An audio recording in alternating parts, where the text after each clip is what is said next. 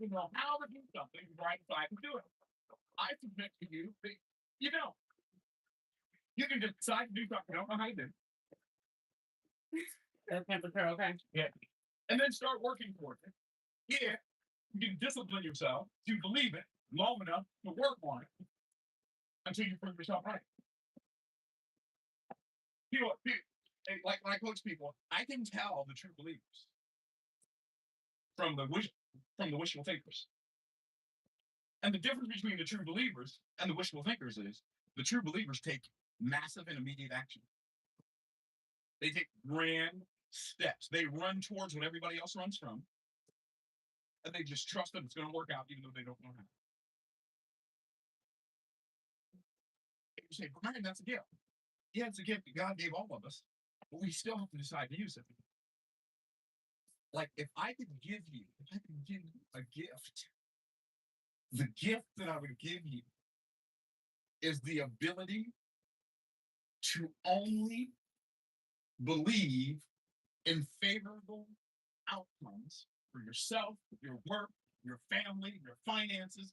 Only believe in favorable outcomes. Do you do you do you understand that every action you take in the present is based on something you believe about the future? Do you understand that every action you don't take in the present is based on something you believe about the future? It's not a question of whether or not you believe. Yes, that's the question. It's not a question. You definitely not. The question is not do you believe. The question is what do you believe. And what do you believe? Why do you believe it? How do you believe it? Because what you're going to do after you believe is people think. People think. Well, yeah, but I can't help but believe it. No. Not ready. You can help but believe it. But once you believe it, you do. That I can't help. I was active of it. I've come before the movie. And so believing is expectation. And expectation is your. Everybody tap yourself and just say mine. Greatest superpower. That's your greatest superpower. Your greatest superpower is not your intellect. Your greatest superpower is not your talent. Your greatest superpower is not your athletic ability. Your greatest superpower is your ability to believe in a favorable outcome. Michael Jordan's not the greatest basketball player of all time just because he had the greatest talent and the greatest physical structure. He doesn't have the greatest physical structure of all basketball players. He probably doesn't even have the greatest athletic ability. But nobody believed in their ability to produce a W on the basketball court more than Michael Jordan. Steve Jobs is not the greatest programmer who ever programmed a computer. And he had the greatest belief in his desired outcome, probably of any co-founder, business mogul in our lifetime until Elon Musk came along on the scene. I'm not saying that I'm not saying they're good people. That's not, I don't have time to fix that right now. But let's say you think they're not good people. And you think that if they were better people, the world would be a better place. But you're a better person, but you let them have better belief in what they believe in than you have in what you believe. It blows my mind. People come to me and say, well, if I had that much money, I'd give it to so-and-so. Right. You don't believe in the cause you're telling me to give to enough to go make enough money to give to them. But you want me to give my money to something you see as valuable. So you may be confused by that. I'm not confused. I'm very clear. And I know that you can decide to believe something different than you decided to believe in the past. Even though you decided to believe it because you were programmed to decide to believe it, you didn't decide to believe it by your own design. You literally decided to believe it based on the design that somebody else created for programming you to believe in what you believe. You weren't born to believe in anything you believe right now. Don't even so. Well, just do. I always believe. I always believed anything You didn't even know your left hand from your. You didn't know your hand from your foot. You don't tell me you always believe. No, you learned. You were programmed to believe. Okay. So you don't need to learn to decide to believe. But you do need to learn to decide what to believe. You already decided to believe. You already do that. That's what you already did.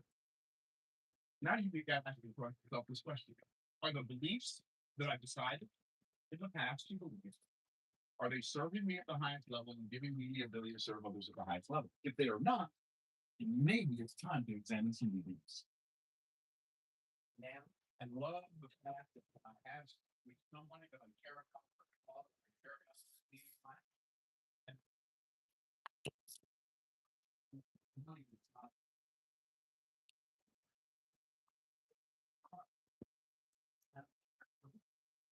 And where do are able to make sure we look at the same.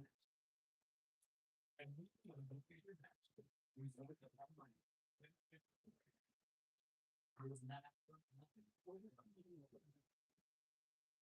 Money was way master for me when I didn't have it. No man can serve two masters. Lord. Then now that I do have money, doesn't control me at all. Doesn't matter. Like I don't have to be worried about it. I don't have to think. I don't have to I have to delineate for 17 hours whether or not I'm going to help somebody. Okay. I have to decide what to believe. Why do I have to decide what to believe? Okay. I'm going to show you. I'm going to show you a couple things. You have to decide what to believe because how shall we do this? Let's do it like this.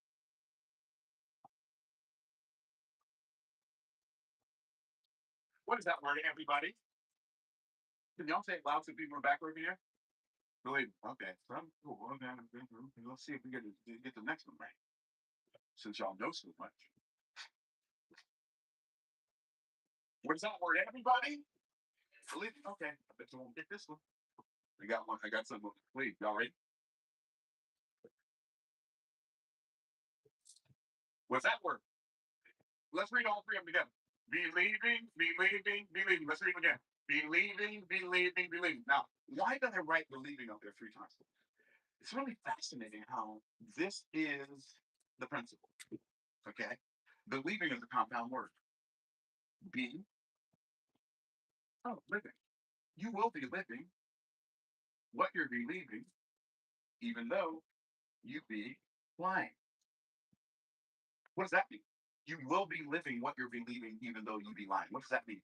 That means anything I tell myself about a future outcome, I made it up. What does that mean? Well, when we're done here today, and after I have a meeting, then I'm going to go home. I made that up. Do I know I'm going to go home? Has there ever been anybody? Has there ever been anybody in war history who decided to go home, but when they decided to go home, something happened between where they were and home, they never made it home? Because that never happens all the time. It happens all the time. This okay. So it happens all the time. So why don't I say instead then I'm going to do my best to go home, and hopefully, while I'm walking out the door, I don't accidentally slam my finger in the door, and then I have to end up going to the emergency room. And then if I make it to my car and I pull out into the interstate, I hope I don't get hit by a train or a truck. And then I'm going to get on the interstate, hope I don't get a flood, and then throw my car over a bridge, and then hopefully get home in time. By the time I get home, You got 3 TikToks in time? Oh, not I would sound like what? Fill me out. A crazy person. Here you go. I would sound like a crazy person if I threw all of those potential contingencies in front of me. I said instead of No, this is different streaming. I don't know what like Twitch and things that are simple I and they don't have what else? incredibly YouTube can say when it's time to go home. You can see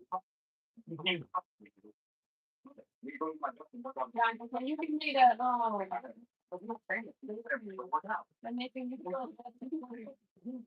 There are some possibilities to go wrong while we're getting ready to go.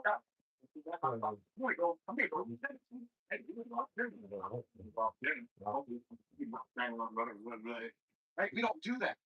Why? Because the results are inconsequential. We expect It was a lot. Restrain. Let me see. What is that? No, they don't have to do that. Changes our life drastically and dramatically. If you have restrain, you can use one, Will continue. like one. And Font on all the platforms. we start using Restrain. Yeah, that's the one I use. we start using backdoor speech called Yeah, go look at. try. Look that up right now. I'm gonna try to build a business. Wow. I'm gonna try to create some content. I'm gonna try to build a YouTube channel. I'm gonna try to go out and walk. I'm gonna try. And what am I doing? I'm saying I don't need to. I'm letting you know in advance that I have a backdoor. If it doesn't work, I'm Restrain. Yeah, restrain. Thank you. See, but nobody ever taught us to look at try like that. Like try is Same thing. it's almost Yeah. a good word, but it's a free one. One more of that. But it's like I hate the word try. Yeah, let's try to do that's why I said. It's like, no, I'm not gonna try to do it, I'm just gonna do it. But that's so arrogant. I'm okay. I'm gonna let you believe it's arrogant, but this is how I control what I do in the present by not throwing contingencies out there of things that might stop me. When I decide to do something, I just decide to do it. I don't decide to try to do it.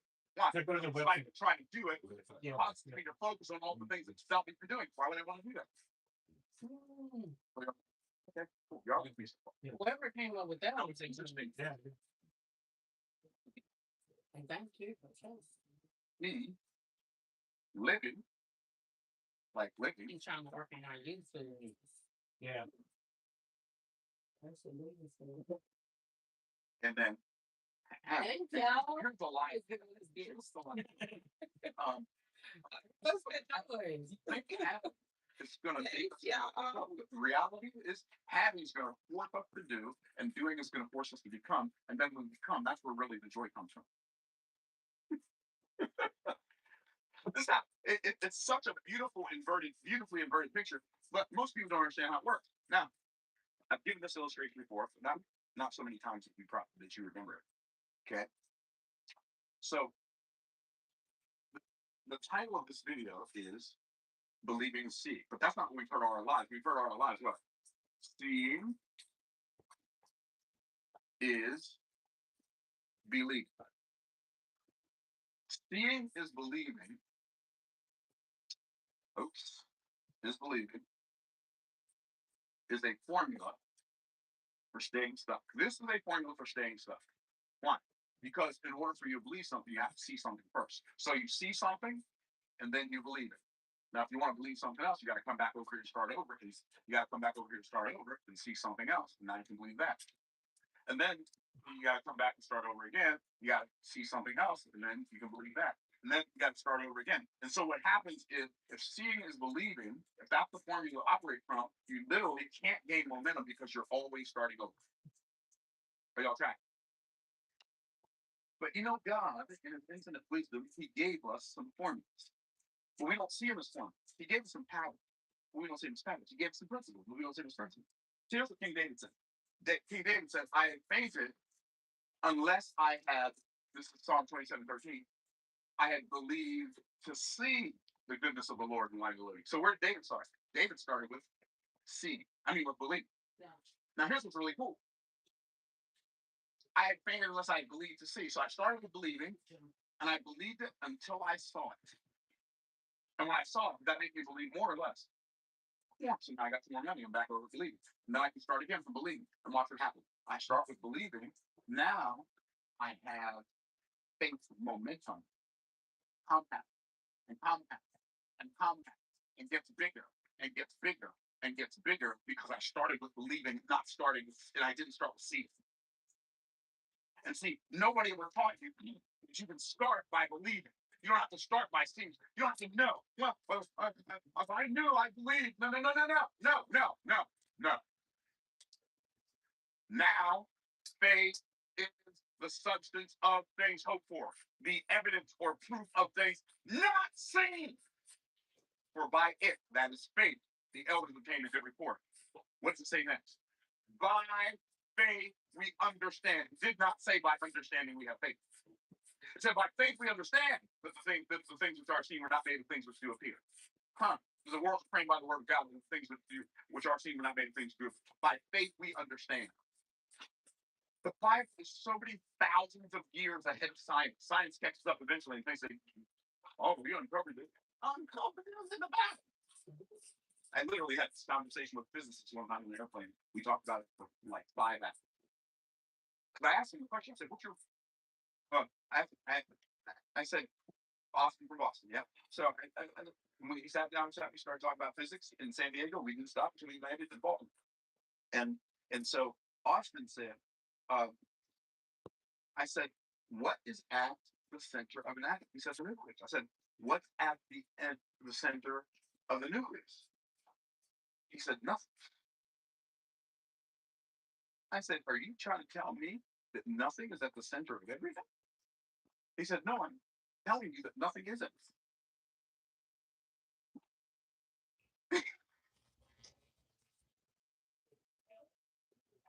So there.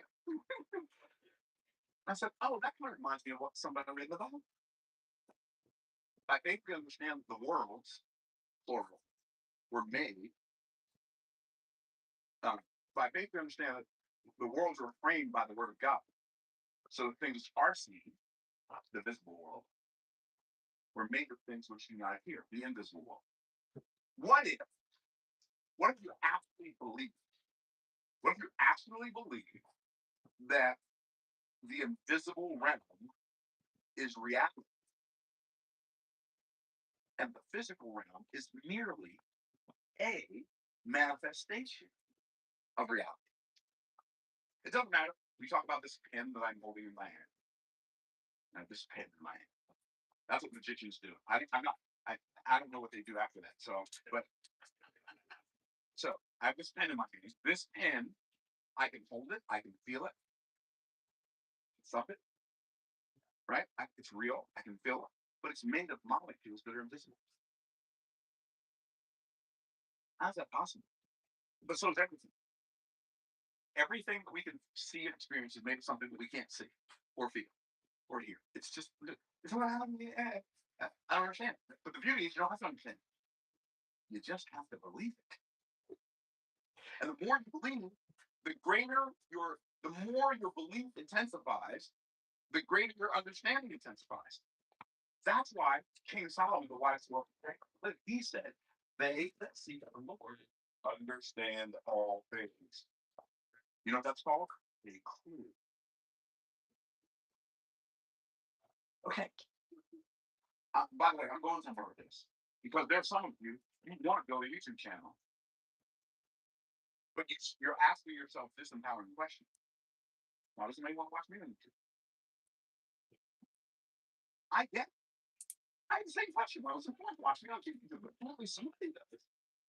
I had the same question. I just did it anyway. It's not going to listen to me. Because to me, the stuff I know is not that different than the stuff I know. So it seems commonplace to me because it's commonplace to me. Well, it's commonplace to me. Apparently, it's not commonplace to everybody. But guess what? What's commonplace to you is not commonplace to everybody. And so, this concept of seeing is believing, if that's the case, I need to understand something. I hate to keep overusing this illustration, but this is probably my favorite illustration of all the illustrations that I know because the ramifications of it are so impactful. And I know y'all seen it before, and I got it out cut now. Okay. The ramifications are mind blowing. This is me or you. This is you. These are facts. Now, when I observe the facts, either I see them or I hear them. The first thing I do when I observe any fact, the first thing I do is I put a frame around those facts. Why? Because frames create focus. So that frame is in the form of a focus in my head. Now, here's the interesting thing about facts. When I focus on the facts, I think I'm focused on facts. I'm really not completely focused on the fact. I'm completely focused on an aspect of the facts. Which aspect am I focused on? I'm focused on either the positive aspect of the fact or the negative aspect of the fact. Because all facts have both aspects. They have a positive aspect and they have a negative aspect. When I'm focused on the positive aspect, I think I'm focused. This is why you have people that believe different things with regard to their faith. This is why you have people who believe different things with regard to politics. This is why you have people who believe not just different, but like diametrically opposing things when it comes to money or business or whatever. Why? Because when we look at the facts, we're looking at an aspect of the facts, and we think we're looking at the whole thing. Okay. By the way, why do I say that the facts have to have a positive aspect and a negative aspect? Well, because have you ever eaten a one-sided pancake? No. Have you ever eaten a one-sided piece of bread? I'm going to butter this one-sided piece of bread. Butter two-sided. You might butter one side, but you butter one side of a two-sided piece of bread. You ain't gonna flip a one-sided coin, right? You ain't gonna write on a one-sided piece of paper. Why not? Why? Somebody tell me. Why not? What's that? Not because it's an ever said because it doesn't exist. It's not. That's really close. Not because it doesn't exist. Because it can't exist. It cannot exist. It is impossible for anything to exist with only one side. Now, I want you to wrap your mind around, which means whatever you're looking at in your life feels like an immovable obstacle to you. It feels like that because you're only looking at one side. See, the children of Israel could only see how big the giant was. They forgot how big the covenant promise was. David remembered how big the covenant was. And he saw that the covenant was bigger than the giant, which caused him to run toward the giant that everybody else ran from. You see, what do you mean, this covenant? The covenant, God said, I'll bless those that bless you and curse those that curse you. When David heard Goliath cursing, he knew Goliath couldn't win. He knew Goliath couldn't win because his focus was in a different place than everybody else's focus. I'm telling you, the things that you are doing them because of where your focus is, not because of the facts. Your focus may be factual, but it's not completely factual. This is why you've heard people say before, if your attitude is right, the facts don't matter. And you let the facts stop you, but you're not really letting the facts stop you. You're letting an aspect of the facts stop you. The aspect of the facts that you're focused on, you're letting that stop you. And that's why you stop. Okay, well, wait, there's more. When you focus on the aspect of the fact that's going to do what that's going to cause you to do is that's going to cause you to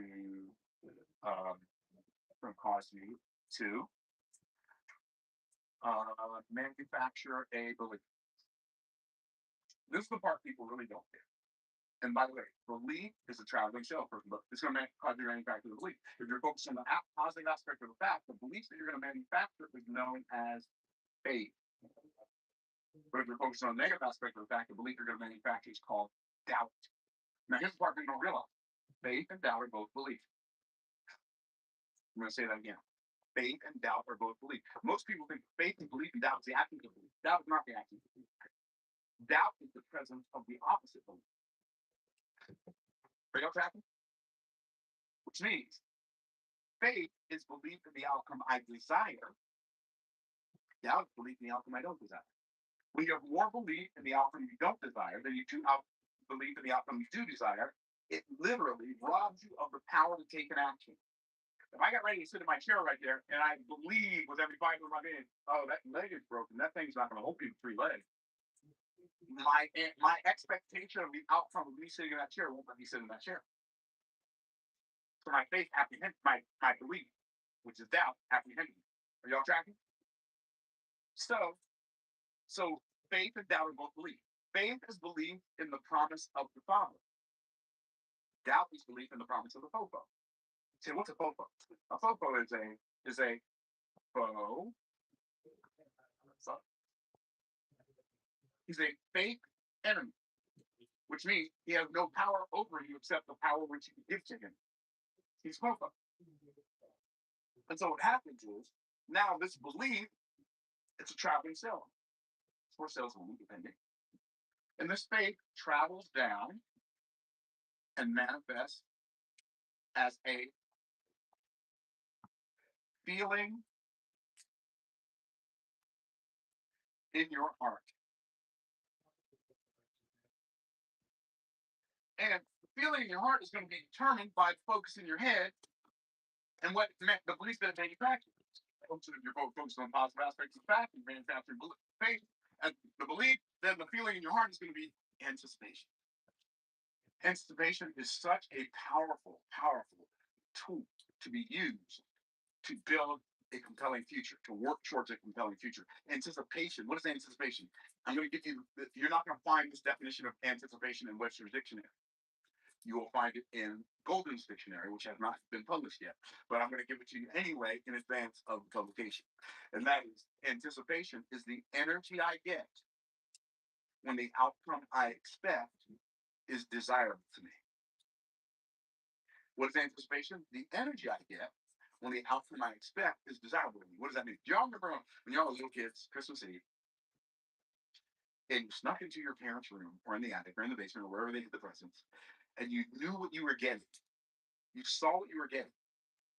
You got so excited because you were getting that electric guitar or that go-kart or whatever that thing was that you wanted. And then your parents, if they were sadistic as mine, they always made you go to bed early on Christmas Eve. You stay up all night on a Friday, but on Christmas Eve, you're not school the next day, but you got to go to bed at 7:30. Well, what do you want to bed at 7:30 for? Oh, we're going to bed at 7:30 because my parents have work to do. They don't want me watching. So my brothers and I, got 6 brothers, my brothers and I, we go upstairs. We go to bed. There's only one thing we can't do. What's it called? Sleep. We can't sleep. Why can't we sleep? Because the energy that we're getting from the anticipation of what we're getting the next day won't allow us to sleep. So we stay up till about 1 or 2 o'clock in the morning. And then we wake up at 5, go bang on our parents' door. Can we get up now? Well, how do we only need 3 hours of sleep? Because anticipation is the energy I get when the outcome I expect is desirable. Are y'all trapped? But what if I'm focused on the negative aspect of the fact? And I'm manufacturing a belief called doubt. Then the feeling in my heart is called anxiety. Now, anxiety is the thief of your dreams. Anxiety is the thing that has kept you from all the things you've been kept from your whole life. The thing I can say, it is the thing, not a thing. In fact, anxiety is so devastating. Jesus warned us about it in Matthew chapter 6. When he said, take no thought for the morrow, you know what that means? Take no thought means don't have anxiety over tomorrow. He said, sufficient unto the day is the evil thereof. What's he saying? He's saying, don't waste today's energy worrying about tomorrow's problems. Because when you waste today's energy worrying about tomorrow's problems, you have no energy left to deal with today's problems. The Apostle Paul warns about the same thing. And he said, be careful for nothing. Don't have anxiety for anything, but in everything by prayer and supplication with thanksgiving, let your requests be made known to God. What's he saying? He's saying anxiety is part of the future. Right? Anxiety is everything. And literally, you can waste your energy. Now, here's the thing. Most people mislabel anxiety as anxiety is not. You'll have to. Like you, like you. All the things that actually in my body out. Anxiety is not.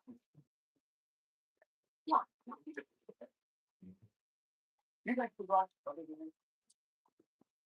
Have you ever played golf and you're in Florida playing golf? And you hit your ball a little close to the water, you go over there, you're so focused on your ball that you didn't see the alligator until you got too close. Anybody ever had that other than me? Right? It's like, and then you go, right? And you take this deep breath and you try to slowly move away, like, okay, I gotta get up out of here. That alligator's gonna have that ball, right? Okay. That's not anxiety. That's fear. Why? Because fear is caution over a real and present danger, which means if there is no real and present danger, there can be no fear. Did I say that too fast? Let me say it again. Fear is caution over a real and present danger, which means if there is no real and present danger, there can be no fear. What is anxiety? Anxiety, watch this now, is caution over a future imagined danger. Caution over a future imagined danger, and I'm seeing that future imagined danger happening so vividly and so clearly that it's causing a physical reaction in my body in the present. You ever heard somebody say worrying about, don't never worry about anything because worrying about it makes it happen? Do you know why worrying about it makes it happen? Worrying about it makes it happen because worrying about it wastes the energy that you could have used to solve the problem. So, anxiety, the feeling of anxiety, a human being being singularly motivated like we are, And by the way, our singular motivation as human beings is feeling. We do things because we feel like it. What we have to learn how to do is not make ourselves do the things that we're not doing, that we know we ought to do. We need to learn how to make ourselves feel like doing the things that we ought to do. If I learn how to make myself feel like it, it's easy for me to make myself not feel like eating a cookie. That's easy. I just think about how dizzy I'm going to feel, and then the headache I'm going to get, and how sleepy I'm going to be after I eat it. Now I've got stuff I want to do that is like this little temporary 30-second joy that I'm going to get from eating this cookie is not worth it to me. I'm done. It's a wrap. Why? It's easy for me to say no. It's what, in fact, I've been doing it so long, thank God, because this has not always been the case. It's easier for me to say no than it's for me to say yes. In fact, it's easier for me not to eat anything until at least 11 o'clock in the morning. Why? Because it's a habit now, but I make myself feel like it because I realize if I only give myself, I'm not saying you need to do this, but if I only give myself a really short eating window, like 4 hours a day, I'm only eating during those 4 hours.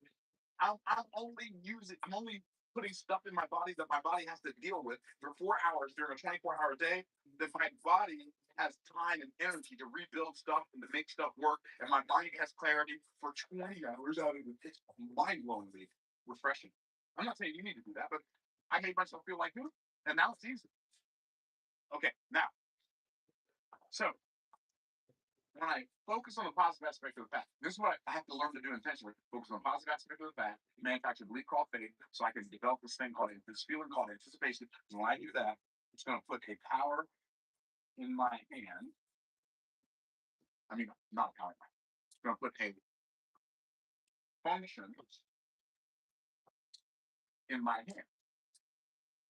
So the focus in my head produces a feeling in my heart, and the feeling in my heart produces a function in my hand. When I say in my hand, I mean my actions. Now I can do something.